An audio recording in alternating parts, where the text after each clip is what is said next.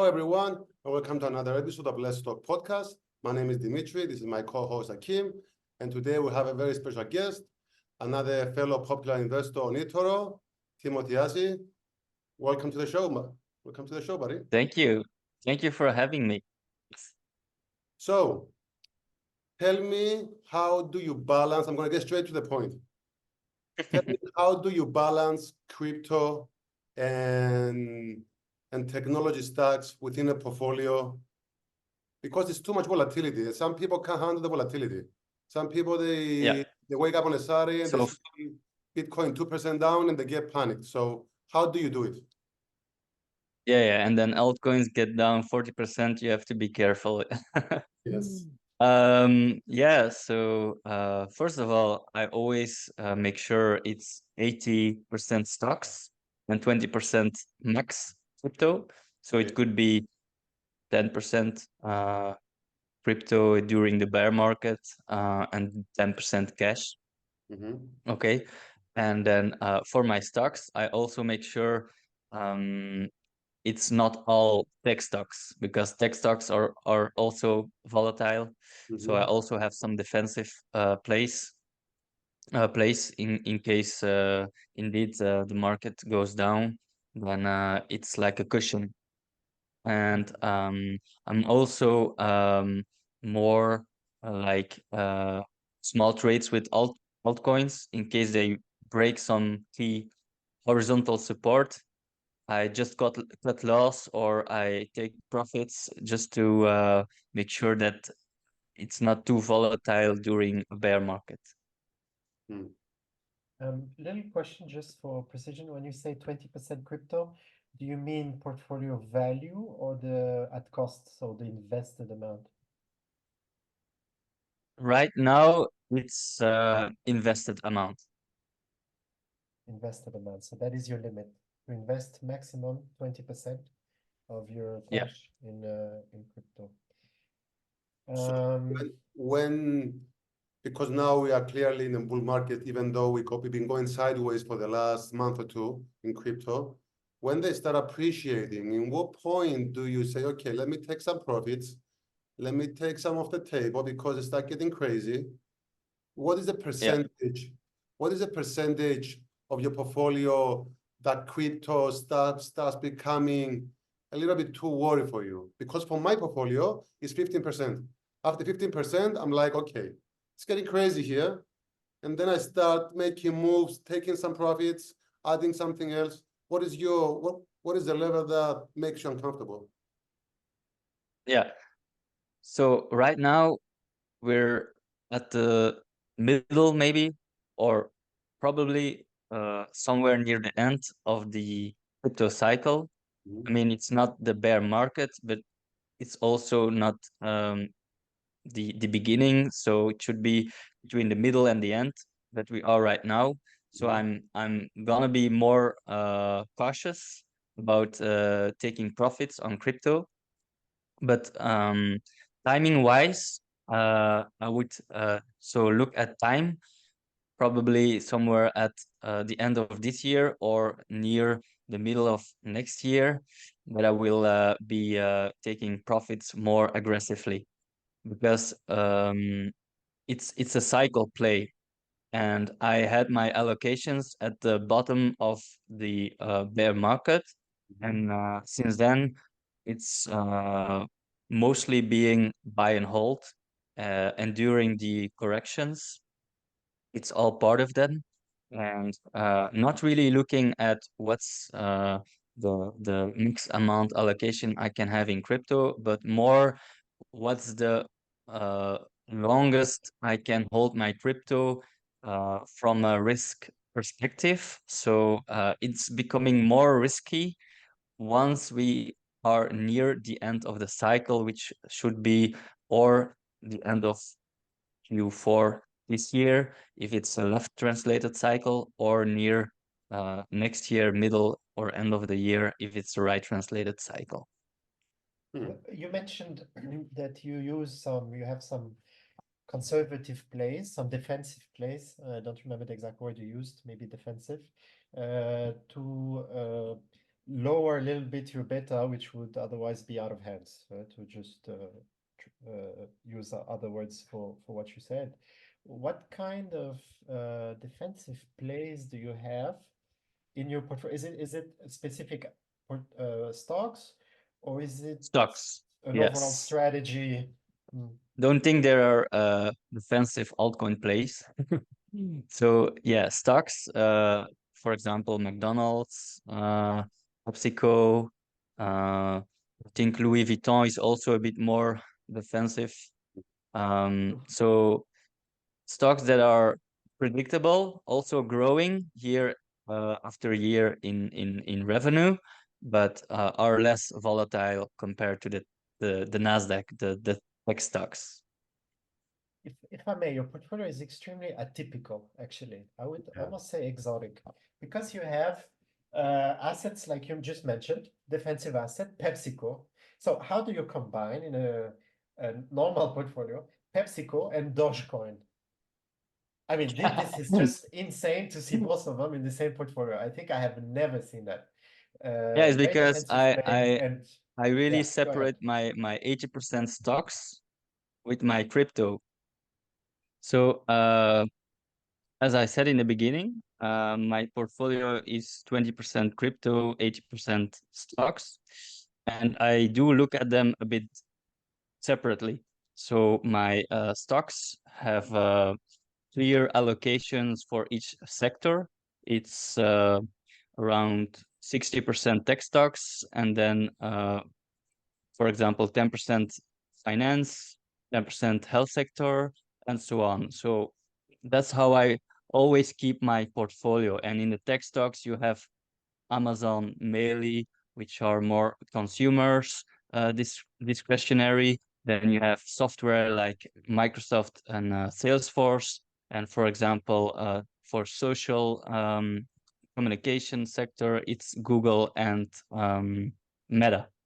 So I have a clear vision of how my stock allocation should be, and then also have a clear vision of how my crypto allocation should be, which is mainly Bitcoin, Ethereum, Solana, and then the rest are more speculative trades which go in and out. Regarding the sectors, because you mentioned those sectors, so crypto, of course, but then in terms of stocks, you have tech, but you have also retail. So whatever is not tech is actually retail, either directly, either indirectly. The defensive place you have is also very retail. PepsiCo, McDonald's, Louis Vuitton you mentioned, Nike. Those are retail. Why specifically those two sectors, tech, and then as defensive plays you play the retail? Is it because you think that the retail people, so the normal people, your I don't know, your parents, my brother, my neighbor, you think they are resilient, they have savings from the COVID years, and that inflation is not weakening them, that the demand is still strong from their side? Is that the reason for playing the retail trade? The retail trade is more because I compared all sectors, and over the long run, together of course with tech sector, the retail sector is one of the sector that has the highest growth and will outperform the S&P with a higher probability in the long run. So that's why I prefer having, for example, retail instead of utility of commodities, and I don't really touch them. Is it that way? Is it also because the retail sector, such as McDonald's and PepsiCo, even in a recession, they don't do particularly bad? You know what I mean? I mean, when I was talking with Akim last week, he was telling me, what are you buying? And I said Walmart. And he was like, I'm having my portfolio crypto as well, and then I'm buying the most boring thing you can buy, Walmart. And my thinking is, okay, if this thing goes ugly and the Fed doesn't get the soft landing and we go into a recession, it's only a few names that can hold their value, because the consumer can't do without supermarkets and groceries and McDonald's and PepsiCo, which PepsiCo is not just Pepsi. It's like they have 30 brands of water and all that. So it's not just Pepsi. So is that the reason behind it, or is mainly on the stock based on the past performance? So it's indirectly, of course, but how I buy a stock is very simply, I look at the valuation, so I calculate the intrinsic value of a stock, and whenever it goes near the fair value or below the fair value, it's a buy for me. And what happened for PepsiCo and McDonald's, I think they went down together the same time, and I started buying without really thinking, oh, retail might pick up again. I actually bought because it was a good price, and that's it. I keep it simple. So what you're saying is you really don't care about the macroeconomic factors. You don't care about the monetary policy, about inflation, recession. It's like pure stock picking from that perspective, combined with crypto selection, which will be actually the next point. Is we're understanding how you're selecting the stocks now. How about the crypto assets? How are you selecting them? Is it just the most famous one, Bitcoin, Solana, crypto? I see that you have also less famous ones like Immutable X. Yeah, I think you have the Fetch, the FET, which actually Yes. is in an amazing run. Link, some other ones a bit less famous. You have Near Protocol. How do you pick the crypto Yeah. assets? Because there you cannot measure an intrinsic value, right? You probably No, use that's true. charts or some kind of technical analysis here. Yeah. I started with Bitcoin and Ethereum at the bottom because those are more the main place in crypto, the main place in crypto. But then I saw Solana started to outperform Ethereum and Bitcoin by a lot. So it was clear to me that the Solana chain was very active, especially for the meme saga. And I also participated in the chain itself, and by participating myself into the chain, I understood like this has some more potential. For my other altcoins, I also make sure that the pair against the dollar and Bitcoin is in an uptrend. So I check all the charts on a weekly basis. And if I see the uptrend is failing and it goes into a downtrend, I will cut loss and just focus on altcoins that are outperforming Bitcoin. And you see crypto in pairs, correct? Yeah, so for example, how is Near doing against Bitcoin? And if you look at the weekly chart and you can see, okay, it's still in a weekly uptrend, then it's a hold. But once it breaks down, it's better just to cut loss and reinvest in maybe an altcoin that is currently more hyped or doing better against the big players like Solana, Bitcoin, Ethereum. Is it challenging to do this, to think about the stocks one way and think about the crypto in a completely different way? It's Is not it? the same part of the brain, essentially. Yes, it's and then the volatility, and then the weekends, and then you have your copiers asking you why Doge is going down 10% on a Saturday night. So, I mean, you have to factor that in also into the equation. So, is it challenging to do these two completely different things at the same time and try to get portfolio performance out of it? Well, for stocks, not really, because I don't really put a lot of time into my stocks anymore. Once you do the calculation about the intrinsic value, you don't need to do it every week or every month. It will stay at a certain level until the next earnings. So I'm pretty confident when the stock is the business is doing good, I can just buy and hold. For crypto, it's more flexible. You have to manage weekly and see because altcoins can go down in 1 week 40%. So that's more something you have take account in compared to stocks. Yeah, absolutely. I had a little question actually because one of the things I noticed is you have really a lot of assets in your portfolio, so 50 assets. If we exclude the cryptos, a lot of people like to have a bit of every crypto. If we look just at the stocks, you have 36 stocks, which is per se a lot. And not to be provocative, but still a little bit. Warren Buffett, he said, what did he say exactly? What was his quote about the diversification? He said, diversification is a protection against ignorance. Are you maybe doubting your own analytical skills, and that's the reason you're diversifying? Or is there a reason for diversifying and Warren Buffett should put a bit more nuance in this quote that has become a little too famous in my opinion?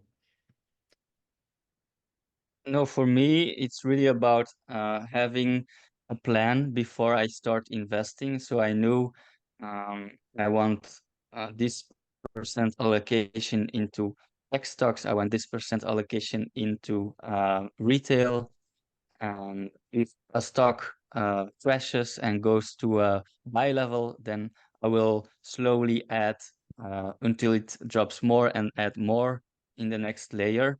And sometimes it happens that one stock I want will be quicker in the portfolio because it's touching the level I want to buy. But other stocks I have to wait because it's still overhyped or still overpriced. So being patient, causing some stocks to become bigger in the portfolio and other stocks to become a small allocation in the portfolio if they're still overhyped. And it just But what would be the reason, for example, to have both McDonald's and PepsiCo? They both from similar sector and follow similar valuation metrics. Why not choosing one of the two?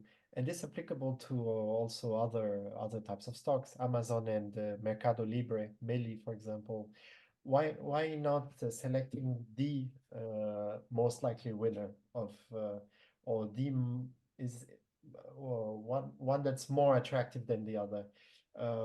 Why buying both? Why buying essentially, yeah, not making that decision between two assets that are extremely similar? For example, MasterCard and Visa, that's another perfect example. You have both. Why not making the choice between the two? Yeah, it's mainly to manage risk in case one business has a bad earnings call and it drops a lot, and the other one has a good earnings call and it pushes higher. So it's mainly to manage risk and don't have too specific risk into one stock. So yeah, that's why I do it. Yeah, sometimes I was reading about a strategy, it was online, that some funds they go long on Chevron and short on Exxon or vice versa. So because they might be correlated because they are in the same sector, but the stock price don't move the same way most days. So Absolutely. Yeah. It's like Boeing and Airbus. If you saw Boeing recently sold off, at the same time Airbus was going up. yeah, Investors were flocking out of Boeing to go into Airbus. going to Airbus, yeah. So it's some of And that. then the opposite will happen when there will be bad news for Airbus. I mean, every company has some bad news at some point. Yeah, And Like for so example, Visa and MasterCard, they both really it's a duopoly. So they both are dominating the financial world, and it's okay to have uh, a brunette and a blonde chick, you know. You don't have to go with This, I one think, specific woman. You can choose two. Why not? I think Dimitri gets the reference. Love it. So wait, I don't know, Dimitri, go ahead. which one does Buffett has? Is the MasterCard or is it Visa? Which one? Which one Sorry? Buffett has in his portfolio? Is it MasterCard or is it Visa? Still didn't get that. I think Warren Buffett has one of the two in his portfolio. How Warren Buffett? Yeah, which one is it? Is it MasterCard or is it Mastercard. MasterCard? Okay, so MasterCard. Yeah, But he has also American Express, I think. as American well, no? Express. Yeah, that's the other one. That's the other one. That's the So other American one, Express, yes. Visa, and MasterCard. American Express is in a different league. Yes. Visa and MasterCard is more like for the regular guys. Yes. Um, I Go went ahead, to- Dimitri. I know you had a question. Yeah, it's so from all the people I know, Timothy's portfolio and mine are the most similar. You open the portfolio and you see some things and you say, like some head scratching, why this guy has Berkshire Hathaway and has Solana in it? Like I'm talking about myself. Why does he has ExxonMobil and then he has Tesla? Know what I mean? So, Yeah. and I'm of the opinion, I don't have to choose one of the other. If I can have a blonde, I can have a brunette, and I can have them both. Why not? Why do I have to choose? I think also it's about timing because you can hold your stocks for 2 years, 3 years, but maybe your Solana, you won't hold it for 3 years. You're gonna probably buy when you think now is the right time to buy because the crypto market is going in an uptrend, and I think Solana might outperform stocks and even Bitcoin. And sell when you think the cycle is near and it's time to scale out, and then you'll have cash in your portfolio and start buying stocks again, or maybe wait for a bottom in crypto and buy crypto again. Mhm. And how about ETFs? You don't have a single ETF. You don't believe in ETFs, or you just think that they don't perform well That's enough? that's because in Belgium, I live in Belgium, and eToro make sure Belgium people can't invest in the ETFs, so not in Even the as S&P. CFD, you also cannot? No, no Okay. CFDs. Okay, that's good to know actually. Because if So I was a potential copier, it's one of the questions I would have is why you Belgium don't is have getting an involved. ETF? So Belgium is getting involved into the risk management of investors. They cannot. They're protecting us. Yeah. Okay, so let me ask you the final question on my part, and then Akim is gonna ask another question. I have also a final one, Final yes. question. Okay. So give me. Last time we talked, you and I, Timothy, we talked about Ethereum and Solana, and I told you Ethereum was going to do better, Nice. and that happened. So this time, what is your prediction? Yeah, I wasn't expecting an ETF on Ethereum, and now suddenly the odds are going in a higher probability for the Ethereum to start ETF start trading. So I do believe now Ethereum will be more like a play compared to Bitcoin, more like a digital gold play for institutions. So probably yes, more love for Ethereum, but uh, yeah, let's be honest, it's not gonna be like Bitcoin. So No. still believe Bitcoin will be strong this cycle, and I just keep Ethereum at the same allocation, and hopefully it will surprise us long 100%. I'm not really changing any allocation, and I'm glad I didn't after our last talk. Yeah, I was hearing someone saying that Bitcoin is the digital gold, and Ethereum is a digital oil. Okay. Interesting. I would say Ethereum is more like the tech play for crypto. Yeah. You know, with a lot of apps on it and a lot of growth and new application that will exist during this cycle. Yes. Okay, Akim, go ahead. Timothy, in 2022, more than 40% return. 2021, more than 40% return. 2022, more than 40% loss. 2023, more than 40% win. So you're the 40% man. Every single year, you manage to either make plus 40%, either minus 40%. So there's a double question here. One, are you comfortable with knowing that every year that starts, you're either gonna make 40%, either going to lose 40%? And second, do you have something planned for the next potential bear market to avoid the 40% loss? Because if you manage to have that 40% profit every year and the difficult years to somehow reduce, to not have that 40% loss, we could be talking about one of the top funds in the world, actually. What is your plan for the next drawdown year, or did you not implement any changes since 2022, since the last drawdown year? And are you comfortable basically with having either plus 40%, either minus 40%? Yeah. So first of all, if it was a bear market like in COVID, nothing would have changed. But the bear market in 2022 was longer, was more time pain instead of price pain. So what we can't really predict in advance how the bear market will be.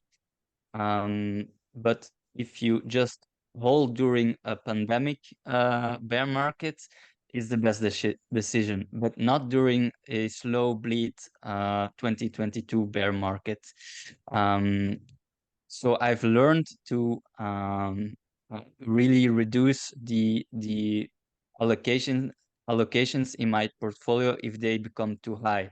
Like I scaled out a bit of Google lately because I want to prevent, like in 2021, to have, for example, Amazon at 9 to 10% allocation. It was way too much.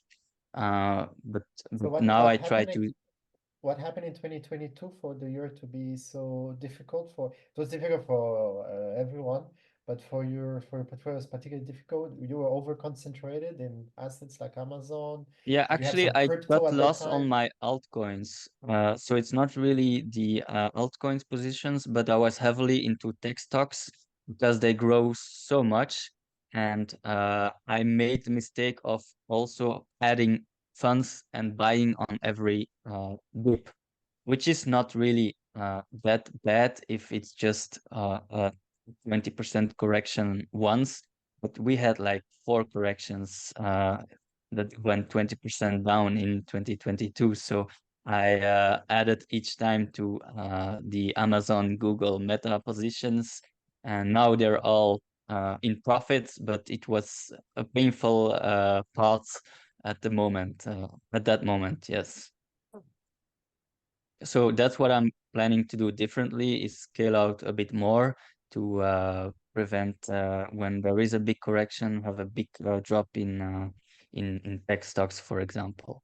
Yes, that comes back actually to our initial discussion about diversification and trying to not be over concentrated and to try to have different types of assets in the portfolio. At that time, you didn't have defensive stocks as well, or did you? Like I did, PepsiCo, yes, McDonald's, you did as well, but they yes. were probably a small share of the portfolio at that time.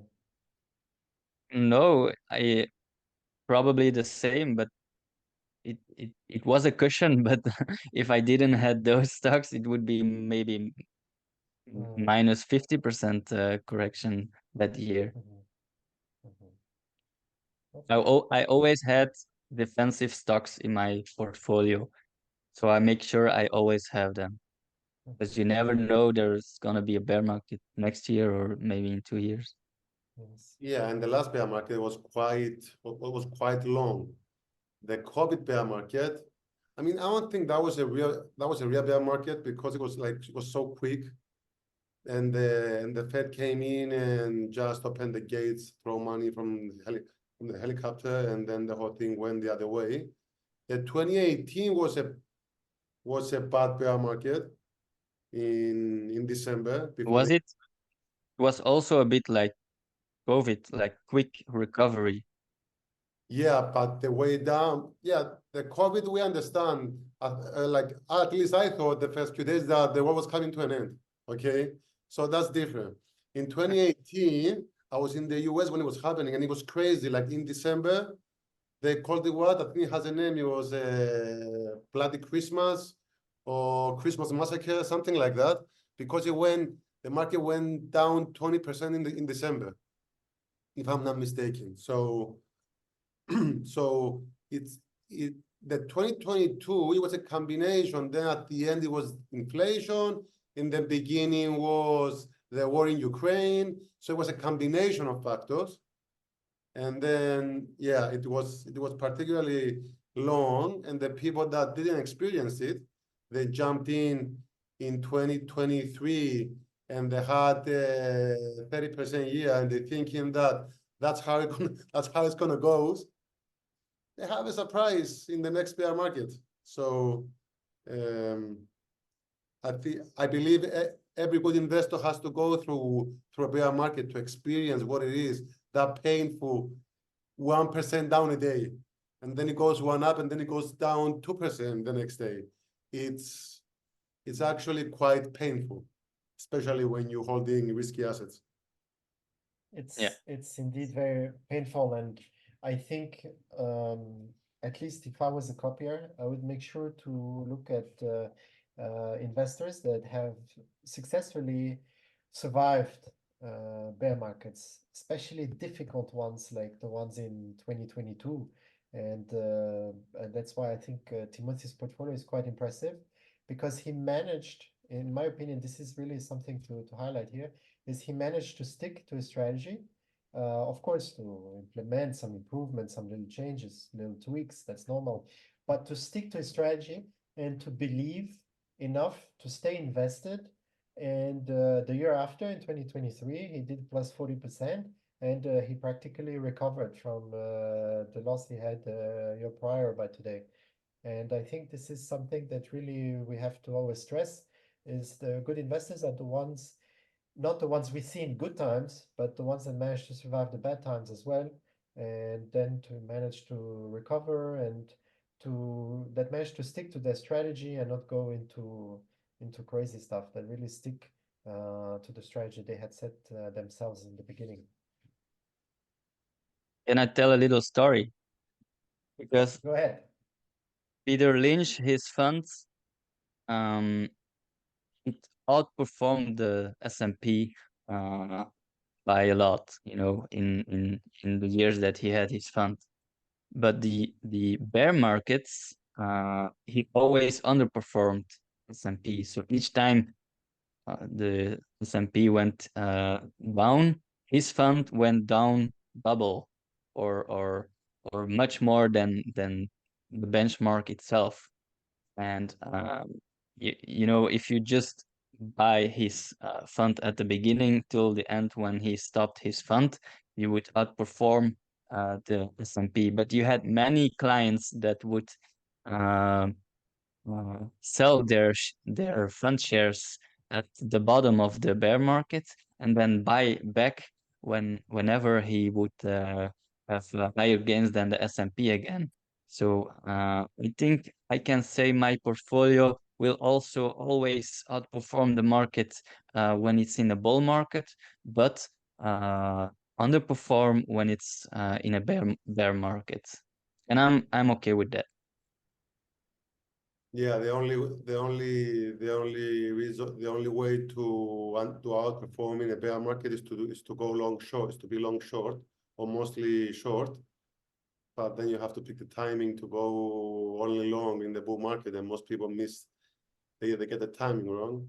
We have a couple of examples here on eToro, people that have a spectacular 2022, and they can manage to get on the double digits in prior and after. So because they were going long short.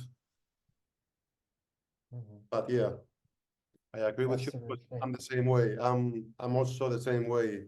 I'm only going long, and in the bear market, I'm gonna be down, but I'm gonna manage to do better in bull market. So it's pick your poison, and my poison is if there's a bear market, I'm gonna be down. The good thing about And being down. Go ahead. based on Timothy. statistics, the market goes up 70% of the time, so Yes. Yes. the odds are in our favor. Yes. Absolutely. Odds are in the favor of the ones ready to take the risks. Thanks a lot, Timothy, for being our guest. It was very interesting. It's true. It's an exotic fund you have, one where you can find PepsiCo and Dogecoin in the same portfolio. It's very exotic, but the performance is there. Performance is very good. You have outperformed the S&P 500 since inception. And I think for our audience, it will be really interesting to have a look at your portfolio. We will put the link of your portfolio in the description of the episode. So guys, go check it out. Feel free to follow Timothy, to copy his portfolio. And yeah, thank you all for joining. This was Let's Talk, and see you next week for a new episode. Thank you very much. See you guys.